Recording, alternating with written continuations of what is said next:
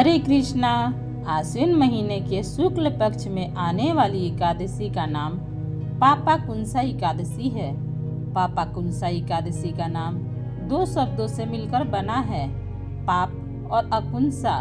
और पापाकुंसा एकादशी व्यक्ति के सभी पापों और अपराधों पर अंकुश लगाती है, इसलिए इसे पापाकुंसा एकादशी कहते हैं। और पापाकुंसा एकादशी का व्रत रखने वाले भक्तों के सभी पापों का नाश हो जाता है और ऐसा व्यक्ति सद्मार्ग पर चलता है। इस बार पापाकुंसा एकादशी के दिन भद्रा भी लग रही है, तो चलिए जानते हैं एकादशी का व्रत किस दिन रखना है और हरिवासर का समय कब से कब तक रहेगा, व्रत खोलने का शुभ मुहूर्त क्या रहेगा, इसके अलावा भद्रा काल कब से कब तक रहेगा, पूजा किस समय कर सकते हैं और किन किन चीजों का दान एकादशी या द्वादशी के तिथि के दिन करना शुभ माना जाता है। इस बार वैदिक पंचांग के अनुसार एकादशी तिथि 2 अक्टूबर दिन गुरुवार को शाम में 7:11 से शुरू होगी और इससे पहले तक दसवीं तिथि रहेगी।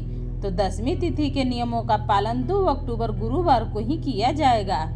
एकादशी तिथि 3 अक्टूबर शुक्रवार को शाम में 6:32 पर समाप्त होगी। ऐसे में इस बार सूर्योदय व्यापिनी तिथि 3 अक्टूबर शुक्रवार को है और पापाकुंसा एकादशी का व्रत भी केवल 3 अक्टूबर शुक्रवार को ही रहेगा। 3 अक्टूबर शुक्रवार को ब्रह्म मुहूर्त सुबह में 4:45 से लेकर 5:35 तक रहेगा। सूर्योदय होगा 6:23 पर और सूर्यास्त होगा शाम को 6:08 पर। इस दिन घृति योग भी बन रहा है और घृति योग रात में 9:46 तक रहेगा।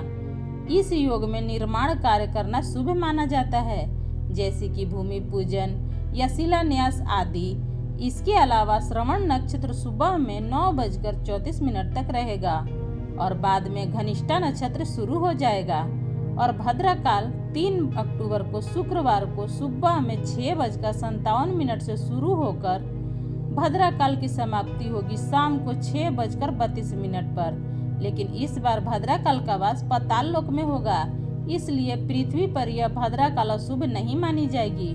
तो जो भी काम आप करना चाहते हैं वो इस दौरान कर सकते हैं। लेकिन 3 अक्टूबर शुक्रवार से ही इस बार पंचक भी लग रहा है, जो लगातार अगले दिन 5 दिनों तक रहेगा। और शुक्रवार के दिन लगने वाले पंचक को चोर पंचक कहा जाता है और इस पंचक के दौरान यात्रा करना ज्यादा शुभ नहीं माना जाता है, साथ ही चोरी आदि का भय भी रहता है। द्वादशी तिथि 3 अक्टूबर शुक्रवार को शाम में 6:33 से शुरू होगी और अगले दिन 4 अक्टूबर शनिवार को शाम में 5:09 पर समाप्त होगी। हरिवासर का समय है, द्वादशी तिथि लगते ही शुरू हो जाता है, जो कि इस बार 3 अक्टूबर शुक्रवार को रात में 12 बजे तक समाप्त हो जाएगा।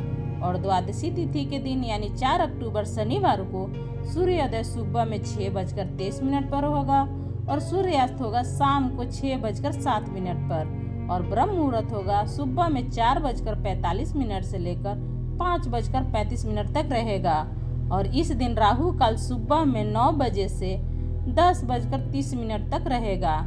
व्रत का पारण 4 अक्टूबर शनिवार को सुबह में 6:16 से लेकर 8:45 के बीच में किया जाएगा। व्रत के एक दिन पहले से ही एकादशी के नियमों का पालन शुरू हो जाता है। तो दसवीं तिथि के दिन सात्विक भोजन ग्रहण करना चाहिए। दसवीं तिथि को जौ, मसूर, चना, चावल, उड़द, मूंग आदि अनाजों का सेवन नहीं करें। और एकादशी के दिन प्रातः काल जल्दी उठकर स्नान करके व्रत का रखने का संकल्प लें।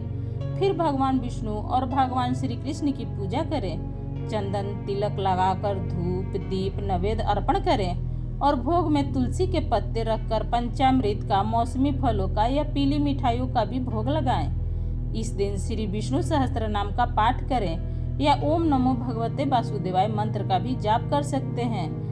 कथा का श्रवण करें और श्री विष्णु चालीसा का पाठ करके आरती करें। संभव हो तो रात्रि में जागरण करें और भगवान विष्णु के भजन कीर्तन करें। शाम के समय तुलसी जी में दीप जलाएं, तुलसी चालीसा का पाठ करें और अगले दिन सुबह जल्दी उठकर भगवान विष्णु का पूजन करके भगवान को सात्विक भोजन का खिचड़ी या भोग लगाएं। तुलसी का पत्ता अवश्य रखें और किसी ब्राह्मण या किसी निर्धन जरूरतमंद को भोजन और अन्न, वस्त्र या दक्षिणा का दान देकर व्रत का पारण प्रसाद ग्रहण करके करना चाहिए।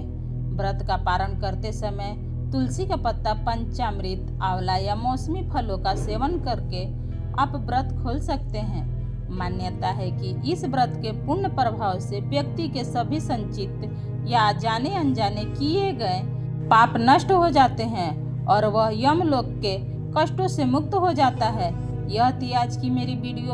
उम्मीद है आपको वीडियो पसंद आई होगी। अगर वीडियो पसंद आई है तो प्लीज़ आप मेरे वीडियो को एक लाइक कर दीजिएगा। चैनल पर पहली बार आए हैं तो चैनल को पक्का सब्सक्राइब कर दीजिएगा, क्योंकि दोस्तों आपका एक लाइक हमें बहुत हिम्मत और प्रेरणा देती है आगे की वीडियो बनाने के लिए।